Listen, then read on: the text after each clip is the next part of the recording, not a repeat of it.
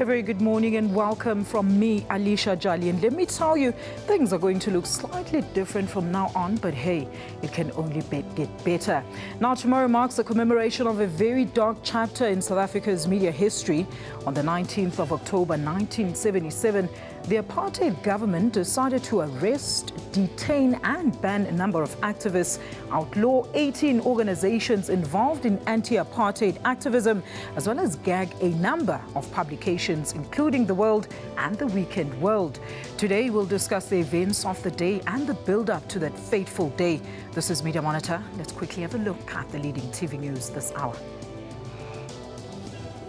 The Office of the Health Standards Compliance says it's investigating the cause of the deaths of 5 babies at the Bongani Hospital in Welkom in the Free State.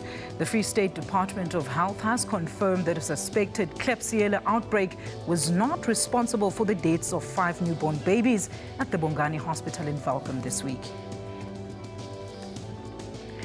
Wits University's council is due to meet today to discuss the tuition fees for next year. The 10.5% increase was suspended yesterday following a 3-day sit-in by protesting students at the university's main campus in Braamfontein, Johannesburg.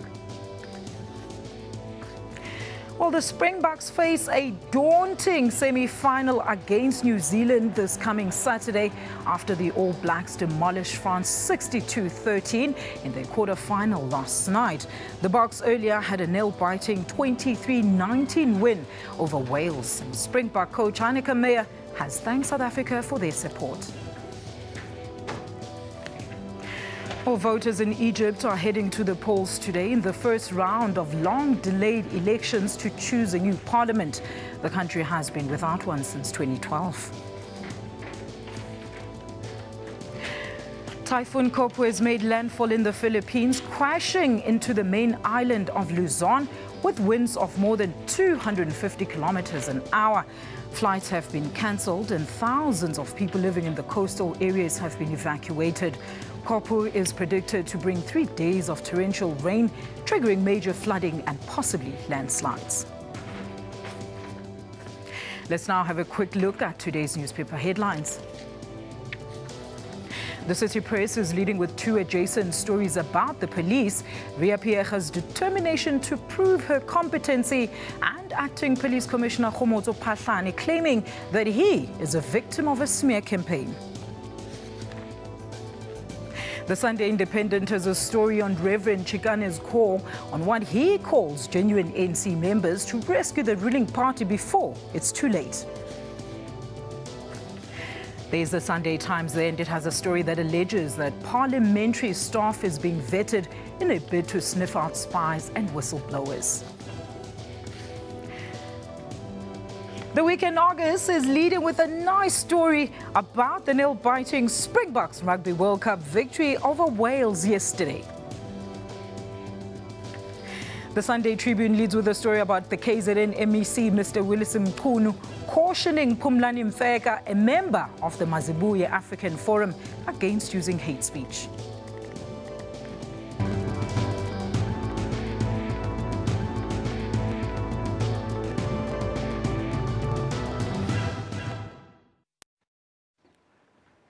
Well, a very good morning. Joining us today is veteran journalist Dr. Joe Tlulwe, Dr. Tami Mazwai, as well as Glenda Daniels, a son of council member who will also be taking her seat on the panel. Now, these honorable guests will help us unpack October 19 of 1977, otherwise known as Black Wednesday. Ladies and gentlemen, a very good morning. What an honor to have all of you in studio this morning. Good morning. Hello. Good morning, Alicia. All right, well, to kick off our discussion, let's have a quick look at the following insert. We have to try and go a bit back before the 19th of October to the build-up to 19th of October 1977. In a way, I think it started before 1976, when all of a sudden we journalists became aware of the fact that the school children were boycotting classes, right? And this time, the boycott of classes was not just an ordinary thing. It was a very tough and angry situation. In fact, some of the very small children used to tell us that when we keep on working, things like that, which were very unusual at those times, right? And then 1976 happened. 1976, of course, we all know was terrible. And then after that, things got from bad to worse because the system got tough and arrested a whole lot of people. And then the worst thing happened, Steve Biko was killed, right? I think it was September 77, I think, right? Steve Biko was killed, and as if that wasn't enough, Bophuthatswana became independence that same year. And you know, you can imagine the kind of editorials Percy Gqoboza was writing. He was writing very angry editorials that these guys, after the killing of our children in 1976, instead of things getting better, they're getting worse, right? So there was a whole build-up of political anger throughout the country. So in 1977, it wasn't totally unexpected that the government was going to act, because the government in those days reacted in ways which were most ruthless instead of being, you know, negotiating with the people. They ended the world, right? They came to the world offices. What happened that morning is that they arrested many of us at our homes. Reported the first story of June 16 before any other reported it. The first story was mine because I was there. So this is what also got me into trouble, because you know,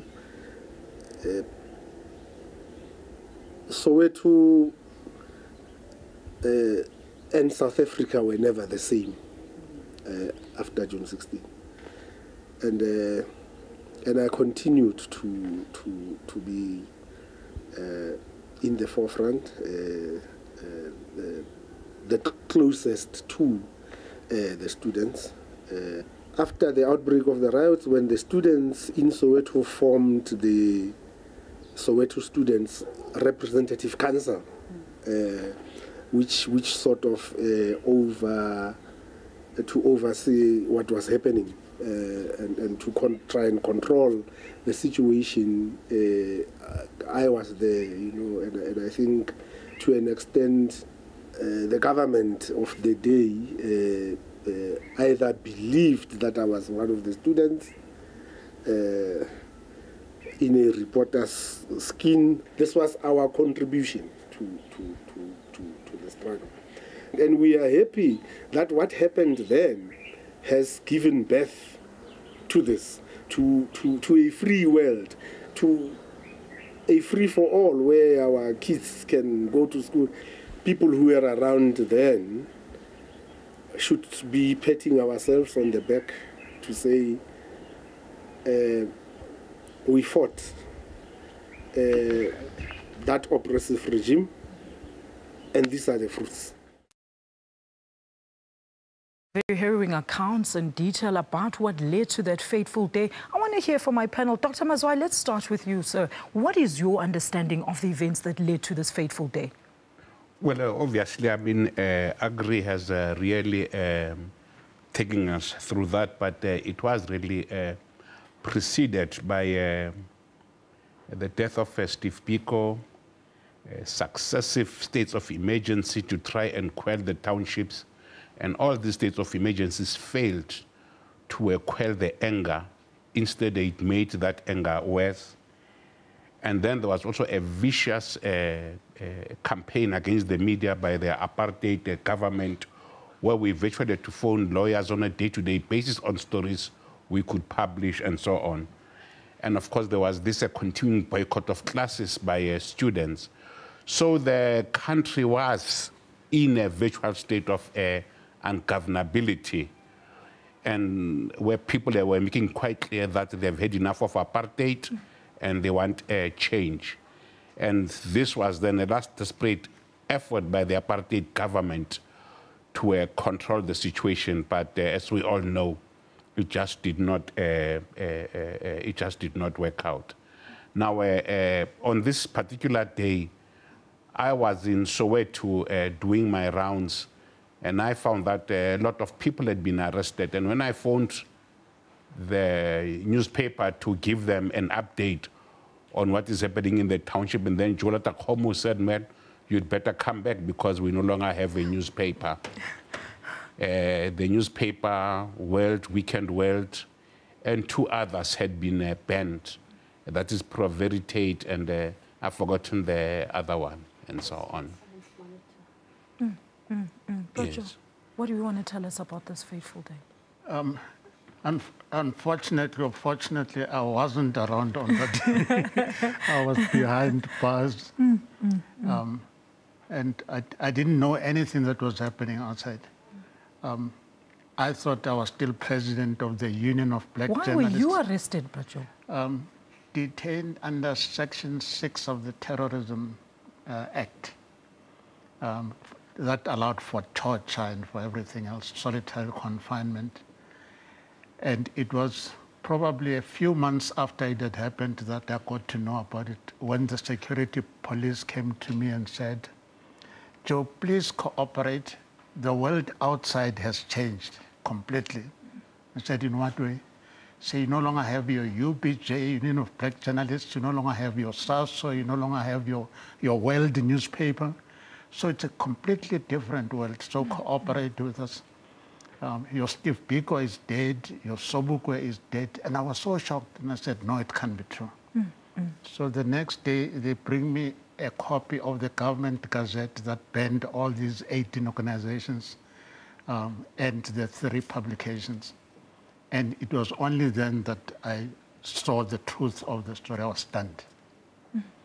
I came out, I found that the Union of Black Journalists had been replaced by another union. The newspaper I had worked for, The World, no longer existed. So I now joined a new publication called Post Transvaal, where I joined Tammy and Company. But I mean, we're hearing Mr. Cluster there saying that, you know, journalists were getting arrested at their homes. I mean, what was that situation like? Well, I mean, I think that the arrest of journalists, it's always the old story of trying to kill the messenger, hoping that you are killing the news. And that's what was happening. At the time, I think that about 7 journalists were in jail. Willie Bokala, Joe Tlolwe, Duman Ndlovu, Z.B. Molefe. Those that I can readily remember, Matata Tsedu was banned. I was also in and out of detention. And Agri was in jail. I mean, was also arrested, the same Agri who was on the screen and so on. So there is this thing when the authoritarian regime, and it's even happening today, believe that they can contain the situation either by killing or arresting a journalist. We can see the number of journalists being killed these days by authoritarian regimes all over the world. So it's that principle of thinking that because we have killed the messenger, therefore the news is not true, or the news will not be disseminated. It says here that also Percy Qoboza is said to have been writing very angry editorials. What does that mean? But Joe, can you explain? In fact, there was a transformation in Percy. He went to Harvard University as a Nieman Fellow. And when he came back, he saw the world in a different light, and he was writing as angrily as he could. Of course, there were certain limitations he couldn't go beyond, but he started writing about what was happening in the country at the time. And in fact, our lawyers later told us that it was the tone that he took that was the problem. In his actual writings, he wasn't breaking any laws. Nobody could charge him for the comments he made. But the tone of those comments was what, in fact, led to the closure of the world. All right, we're going to leave it there because our veteran journalist will paint us a picture of what actually transpired on that fateful day shortly after this break. This is Media Monitor. Do stay with us.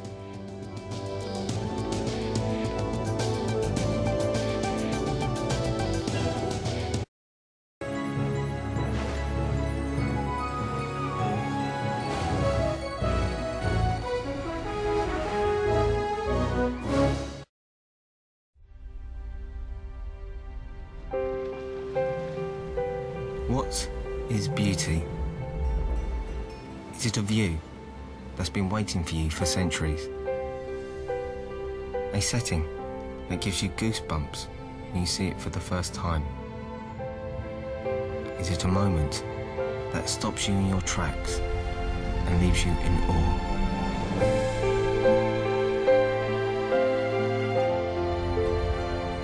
Some people spend their whole lives looking for it. When you open yourself up to it, suddenly you find yourself in a place where true beauty isn't something you'll ever see. Because when you meet South Africa, you'll reconsider what you think you know.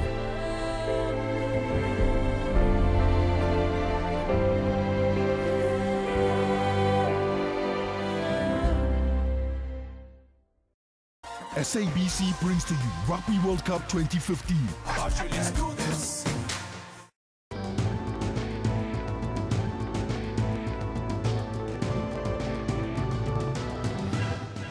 This is Media Monitor. Welcome back. Do share your views on today's discussion on Twitter at SA Media Monitor on a Black Wednesday edition featuring the veterans of the day. Glenda, as a new age journalist, what do you understand about that day?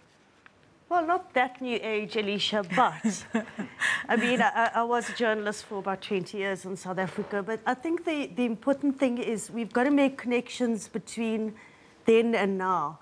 As Dr. Mazwai and Brajo have talked about protests and the building up of tension and frustration with people, we also have to, it's exactly what's happening now, not exactly the same thing. But there are tensions with students, there are deep frustrations about a lack of transformation for people's ordinary lives and what, how they have to struggle to pay for their fees.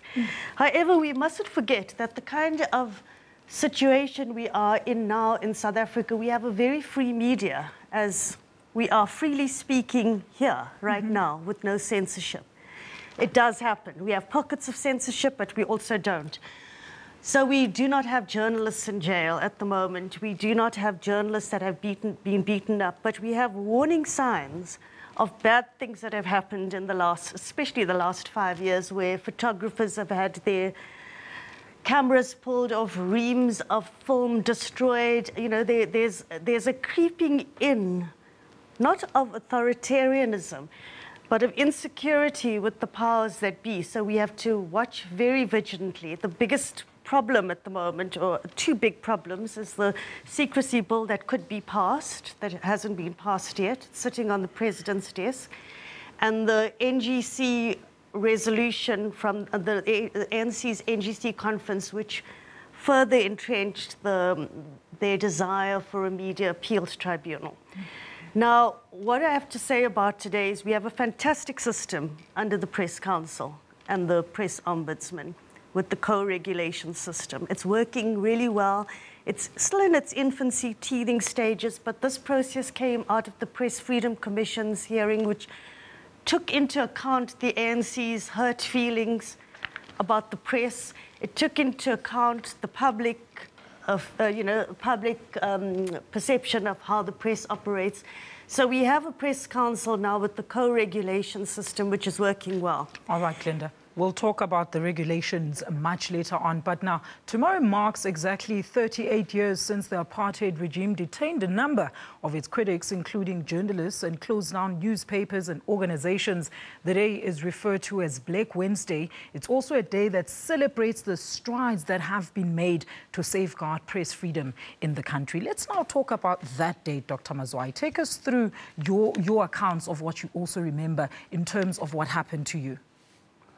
Well, like I said earlier, October the 19th was just another normal day, because every morning the company car would come and fetch me, and then I would go to my rounds in Soweto and other townships to see because the country was burning at the time. And then I would phone the office. Now, but as I said earlier on, the country was on tenterhooks because a few weeks earlier, we had buried Steve Biko in King Williamstown. So it was quite obvious that the slightest spark would cause a revolution and so on. And this was the mood throughout the country, particularly in the townships. That spark was definitely going to so I was doing my rounds, and as I was doing my rounds, when I went to Dr. Mutlana's house, I was told that he had been taken by police. Then I went to Lehao Matabate's house, Ketis Nkondo, Fanyana Maziboko. All these were people who were in the forefront of the, were part of the Committee of 10 and the Soweto Teachers Action Committee. So these were the people who were leading Soweto and the rest of the country, because the rest of the country took its cue from Soweto. Then I found that all of them had been arrested. And then it's when I phoned the office then to say, look, this is what has happened, because I wanted them to have a special edition about this, because in my judgment, we needed a special edition of the newspaper. And then that's when Chulata Komu said, well, you've just better come back because we no longer have a newspaper. Then it's then that he told me, confirmed what you have just said about the banning of 18 organizations. Then, of course, but on that day, then Philip Tumukolo and Jui Mayet and I then decided that because we're the only members of the UBJ that were around, to go and withdraw that money of the UBJ, and yet in doing so, we were committing an offense. So we then again got arrested and we appeared in court, and but that's another. Tell us more, Dr. Mazwai. Yeah, well, that's another story, because I mean, they charged Philip Tumukulu and Jubi Mayet. And then I was supposed now to confirm that we took the money out, and I said nothing doing. And then, of course, then I got charged in 10 for perjury. And then I was sentenced to 2 years imprisonment. And then my lawyers appealed Ratamu Kwatleng, and ultimately this was turned into a suspended sentence and so on. But this was not unique to Tammy Mazwai. It was, a lot of us were going through specific various experiences, and all of them were an attempt to muzzle the media. But regardless of that, after the banning of the UBJ, we formed the Writers Association of South Africa, which then continued from where the UBJ left off. And there were other various organizations that were formed. For instance, the Soweto Action Committee was formed to take over from the Soweto Committee of 10. The point I'm trying to make that the situation was so effervescent that the oppressors could not just keep the lid on. As soon as they put the lid on this little pot, then there's another fire elsewhere and so on. And they just could not contain the situation. But where were the white journalists in all of this? We understand that some journalists, black journalists, had to actually accompany some white journalists in order for them to go and cover those stories. But they'd come back and the editor will say, okay, well, the white journalist will be the one that writes the story. Things like that, Bajo. We used to have a very peculiar media environment.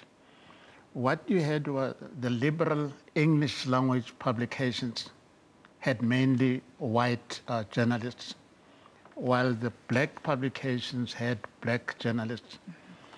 And the tones of the two types of publications were different. The English language publications were mildly anti-apartheid. We know apartheid is wrong, but we can fix it by doing A, B, C, and D. While the black publications were much more vocal, this is wrong and we must bring it down. The angry editorials, but then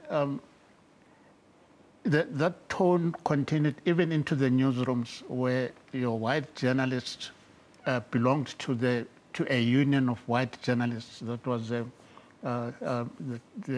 National Union of Journalists, which was also a very liberal, very modest organization. While we were in the UBJ, which was much more outspoken, we must bring the system down, period. the reporting, the ways things were reported in the English language publications was that they would send a white journalist with a black journalist, largely to get the black journalist to interpret for the white journalist. And that's why when they came back into the newsroom, they would write the story and the byline would be saying so and so and so and so, when in fact it was essentially the white journalist who did the story with the assistance of the black journalist. And that's one of the things that the UPJ was formed to fight. All right. Oh, very interesting. We're going to take a quick ad break, and when Media Monitor returns, we're going to look at the lessons learned from that Black Wednesday. Do stay with us.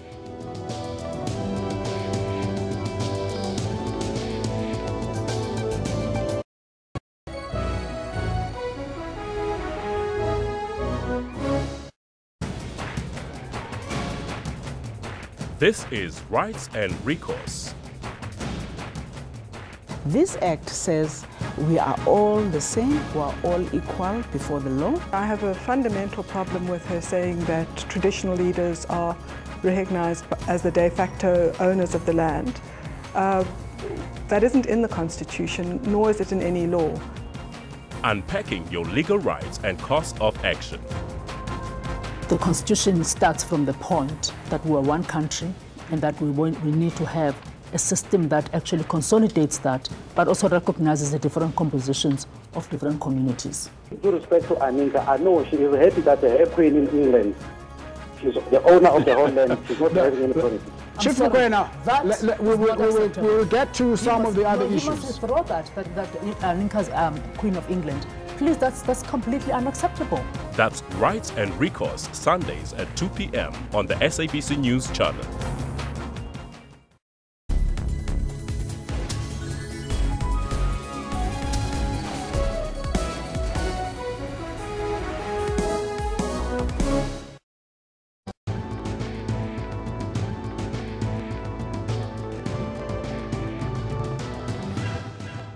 Thanks once again for tuning in to Media Monitor. With me in studio to unpack Black Wednesday is veteran journalist Dr. Tami Mazwai and, of course, Mr. Joe Tlole, and who's also the current press ombudsman, as well as SANEF Council member, Ms. Glenda Daniels. Glenda, I know you wanted to weigh in before we went to the ad break. Quickly. Oh, yeah, I do want to talk about the fact that on the table today is the ANC-NGC's resolution for a media appeals tribunal. Now, these tribunals are operating around the world, but not in democracies, mind you. You know, it's in authoritarian regimes, in fact, where they have journalists in jail, where journalists have disappeared in China, disappeared, inverted commas. What's happened to so-and-so? She has disappeared. Now, we know what the code word for that is. We do not want ever a media appeals tribunal in South Africa. I urge the ANC to go and investigate it as it wants to do and to come back and let us know that this is a bad idea for democracy. This would take us straight back into those dark old days of apartheid, which we saw on TV right now, the mellow yellows that we saw, journalists in jail, people, you know, the world, the weekend world, etc., all being banned. We don't want that again. People like Dr. Mazwai and Brajo were in jail for these things, were in jail to fight against apartheid. And today we don't have a situation where black journalists go out and come back and white journalists write stories. Obviously, we need to transform more. We need a lot, right, you know, a better media. A lot still needs to be done, basically, Glenda. A lot still needs to be done. But, all right. All right, let's leave it there for now. But as we commemorate tomorrow the 38th anniversary of Black Wednesday, we also reflect on the state of our media freedom, as well as the lessons that we've learned. Now, veteran journalist Gabu Tukwana has this to say. Disappointed when I want to talk about today's journalists, and with due respect to you. I think in most cases, we find people who are more career-orientated. And people who are like that then easily fall victim to, unfortunately, some of the seniors who were still there during the old order, particularly in the print industry. The newspapers in the print industry are newspapers, in my view, most of them, who have a different interest And that interest doesn't filter down to the economics of trying to uplift the ordinary man there in the street. And when you begin to do that, you know, they will tell you that the circulation is going to go down. And one of the problems that you experience today is, for instance, when we try to do communication with the ordinary at local government level, at ward level, etc., we tell the media we want to go and consult. They say it's not a story. But if there's a pipe burst, water running in the street, if there are people throwing stones, that's the story. So I'm saying there's a lack of developmental journalism, which I think we used to have. You know, some of the papers which we used to write, for instance, People's Education, showing how the strikes of the past had built people to become unionists and how, when they were fighting together, they were able to achieve more. They used to take those newspapers on Saturdays and go and discuss them in groups. But today, I bet you can't find the same resource material which can be done by ordinary people. And in fact, maybe one shouldn't blame too much the younger journalists, but the people who assign them at times, particularly I said in the print media, they discourage them from doing that. But I'm really hopeful that there's a lot which can be learned. The more we talk about this subject and the more we get together and get platforms like your platform today and show people that how we used to go through this and how today we think they can still change the world. And I think we can contribute in that. Views on that, Pajo? I think the difficulty we have here is our interpretation of media freedom. And I think the best interpretation I have come across is an interpretation of Voltaire's outlook on life, where he said, I disagree with what you say, but I will defend to the death your right to say it. Absolutely. That is the foundation of a democracy, that even the opinions you don't agree with, you have to accept. And then you find your own platform where you put your ideas across. That is democracy. And it is out of this melting pot of ideas that society will thrive. Now, if we're going to say we will give you media freedom for as long as you agree with us, then we don't have media freedom. Now, I don't believe media freedom is under threat in this country directly. The Constitution is too solid for that, and we have got a constitutional court we can rely on to defend media freedom. The problem is that the rhetoric that comes from some quarters is in fact endangering the lives of journalists out in the streets, and is going to lead to a point where there is self-censorship because people are scared of what society says about them. That's what I'm scared of, the rhetoric that comes out of these political rallies and what have you, like the NGC. But ultimately, legally, media freedom is guaranteed in our Constitution, and I think we're on very solid ground. That's one victory we can hold up and say we have won this since 1994. Thank you so much for that. Now, Pratapi, I know that you wanted to talk about values in the media system. Please go ahead, sir. Well, I think that I'll abandon that, but just to take on what Joe and Glenda have just said. I think that we really need to perhaps go much more deeper on this issue, because there seems to be a view that the whole notion of press freedom is there's some universalism around it, and yet any idea of any freedom cannot be universal. There'll always be a context to it. Now, we have not yet tried to identify what is the South African context, what should be the overarching framework to which all of us will be loyal to, and so on. And until we find that, we'll always have our different interpretations. I've got all the respect for the press council that was initiated by Judge Mokgoro. But if that press council does not enjoy the support of a very important stakeholder, there's a problem there.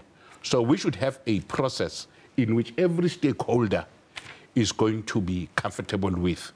And unfortunately, government and political parties are very important stakeholders and so on.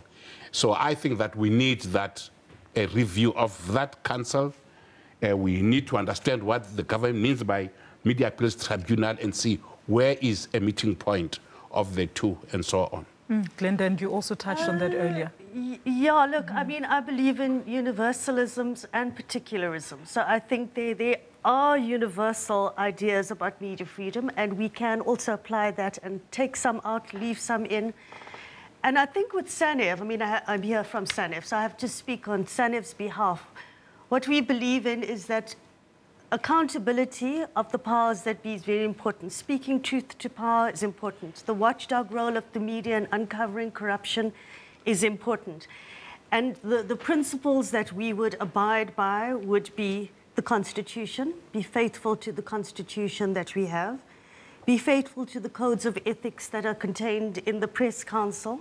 So we have those overarching value system where they, and we're constantly tweaking according to the context, taking into account what people say, public, etc. Even the ANC, it's not like just throw the baby out with the bathwater and anything the ANC says is wrong. However, if a media appeals tribunal is implemented in South Africa, it would be run by Parliament. Now, what we know about Parliament is the majority of members there are ANC, so ultimately the media would be controlled by the ANC. It's actually not a feasible option because, there's a certain view that they want of what developmental journalism is. Developmental journalism is giving information to the public, doing a civic duty, helping the public. It's not about sunshine journalism and patriotic journalism, because I think that would be the unraveling of media freedom in the country. We really don't need to be regulated, Brajo, in order for us to prosper as a media in this country, though? We don't need to be regulated. If you look at the Press Council as it exists now, it's a voluntary system where the editors and the owners of publications say, we want to do this. So it's not regulated from outside. That's why it is not against what the Constitution says. It's in line with the Constitution. And again, going back to the values that Tammy was talking about here, if you read the first line of the press code, it's very telling. It says the press exists to serve society. And now there is no obligation on the press to serve society, absolutely none in our legal system. But these guys have voluntarily said, we want to serve society. And if you read through that preamble of the press code, you will find the values that underpin South African journalism. It talks about serving the public. It talks about but essentially all the values that Tammy is talking about are contained in the preamble to the press code. So if anybody is in any doubt about what the press is about, go find the press please code. Go find the press code. It's on www.presscouncil.org.za. Thank you so much, Brajo. Well, let's hope you heard that. We're going to take another quick ad break, and after that, we're going to continue with our discussion. Do stay with us.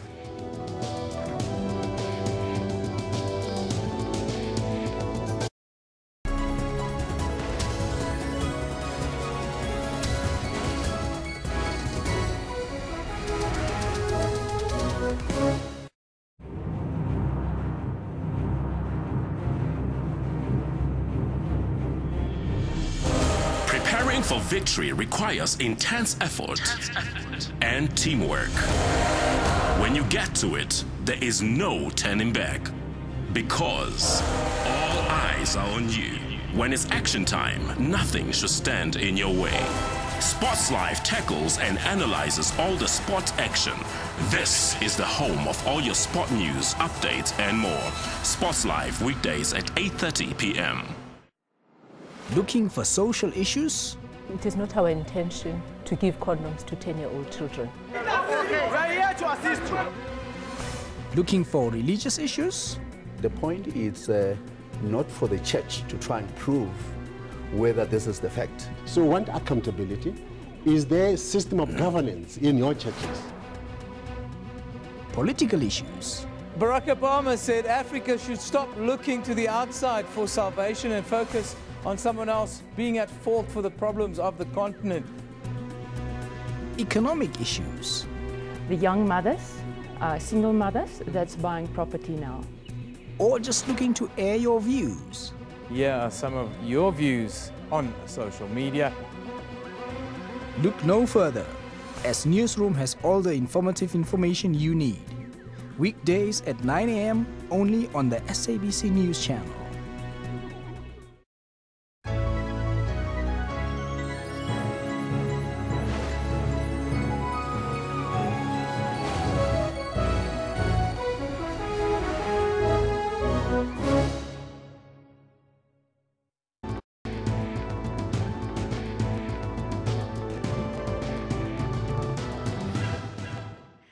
You're watching Media Monitor live here on SABC News. I'm with veteran journalist Dr. Tami Mazwai, Glenda Daniels, and of course, Mr. Joe Tlule. You can also send your views on our discussion today at SA Media Monitor, Media Monitor at sabc.co.za, and check us out on Facebook. We cannot ignore how much the scope of our media has changed since democracy. Almost everyone who has the passion seems to have a slight chance at cracking it in the industry. But could the seemingly lightweight entry requisites make it a playground for misguided facts, resulting in tumultuous court cases, accusations and counter-accusations? I'm just Alicia Jali. Let's hear the experts. Baba Tam. Yeah, let's perhaps go back to what Joe has said. Yes. I agree entirely with what he says. We have got this glorious document that is on WW, the press code, and so on. But unfortunately, there's a real world out there. There are real people out there. There are real developments out there. And the gap between those values and what the media is doing is such that organizations like the Communist Party, the ANC, and so on, are raising this issue about the Media Appeals Tribunal. I also don't believe that we need to have a tribunal that is located in Parliament and so on. I don't believe that. But what I would like to see happen is that how do we bring all these varying points together so that we have got this gap between the real world and those values enshrined in that WWW, that gap is gets narrower. And that gap is only get narrower when there is a genuine attempt to come to grips. I have also been a victim of the media, incidentally, to come to grips with the rampant, I don't even know the, let me make an example. I went through the media today, and I was shocked that there is not enough condemnation of what happened at Wits University, where the school principal, Professor Adam Habib, was frog-marched by students. There seems to be an acceptance that these are student demonstrations. Those are not student demonstrations, it's absolute thuggery. Now, the point one must make is that we love talking about these nice phrases, press, the right of the media, the right, academic freedom, press freedom, and so on. But what is the context for that? And all that I'm saying that let us find this vision, let us find this mission, let us find this context. Right now, that context, unfortunately, parts of South Africa are not part and parcel of what Joe has spoken about. I appreciate that as an individual, but I'm more concerned with the general acceptability of those principles and also to what extent the media, there's this narrowing of the gap between the media itself and the perceptions of what the media does out there, and the unfairness that a lot of people, including myself, have been subjected to by the media. Raja, your response to that? I find it very interesting because since 2007, when the ANC first mooted the idea of a media appeals tribunal, we have been saying to them, can you spell out what it is you mean by the media appeals tribunal? Can you spell out what it is you mean when you say you want an effective regulatory system, so that we can see whether we can do something about what we already have and to meet your demands. Yes. And we have never been able to get anything coming out of the ANC itself. Instead, when they went to Mangaung, they again referred it to Parliament. And immediately after the Mangaung conference, I was in constant contact with the Portfolio Committee saying, when are we getting together to talk about this matter? So that if it is talk they want, we are quite prepared to go there to listen to what their problems are and to see if we can meet them halfway. But for as long as it is just behind closed doors whispering about ineffectiveness and that is in fact inciting violence against journalists. Now, the values that Tammy is talking about, these are the values, as I say, that are contained in the press code. Now, if you think the press code is not being applied effectively, what is it you mean? Do you want us to go into newsrooms and have less, classes for journalists? Or do you want us to go there wearing jackboots and beating up journalists? And no. Obviously, we need to expand on what it is we are trying to talk about here. Glenda, and I know you wanted to touch on, of course, we do have the press ombudsman as a sort of a regulator. What is your views around that? I also want to talk about the Wits protest, but the rulings of the council, the press council, actually, you know, the criticism of the press council is that it's always in favor of the media. In fact, the researchers show the opposite. The majority of rulings have actually been in favor of ANC members and powerful people in society. And in fact, today, what we have, which we didn't have a few years ago, we have big apologies, like for Ronnie Casseroles. Big apologies splashed on the front pages of the newspaper. And in fact, from the media side point of view, the press council is very conservative because it even wants us to put apologies on billboards. So there's a lot of unhappiness on the media side. It's not one thing, the media plus the press council. These are two separate bodies operating separately. But in fact, the press councils become stronger and stronger. And the media get more and more worried about what kind of rulings it will make. So the ANC wants not this is what Jesse Duarte and Jackson Mthembu have said at the Press Freedom Commission hearings in 2012. We don't want censorship, except journalists will start censoring themselves because nobody wants to be hauled before Parliament, you know, to say, after you publish that story, naughty, naughty, this is your punishment. It won't be censorship, but it will be post-publication reviews, and then we'll decide whether you were fair or not. Not good enough. Well, very quickly. I would like us not to trivialize what is really a very important issue. Very quickly, because the media has got a very critical role in the transformation of our country.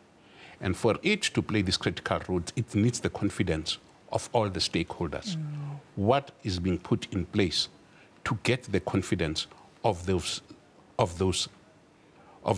stakeholders, because it cannot survive without the support of those stakeholders, as is currently the case. As Brajo had earlier on indicated. All right, well, your comments are available to us. Let's now have a look at what you've said on Twitter. And starting with Sfiso Mone, he says, as long as it is not inconsistent with the constitution of the country, then you have nothing to worry about. Mazwai Votlega says, listen, fight for what you believe in, don't compromise, as long as it's within your right. And hope that you don't get fired. But thank you so much to my veteran journalists for joining us here. Brajo Tlole, of course, Mr. Tami Mazwai, as well as Glenda Daniels. And that's where we leave it this week. Thank you so much for watching. And thank you to our veteran guests for sharing their insight and experiences of Black Wednesday. Now, we do aim to educate and enlighten those who desire the knowledge. This has been a live broadcast from Auckland Park, Johannesburg, South Africa. We're back again next week, Sunday, for another special broadcast of Media Monitor. Do find us on YouTube, Facebook, as well as on Twitter. I'm Alicia Jali. This is SABC News. Stay blessed.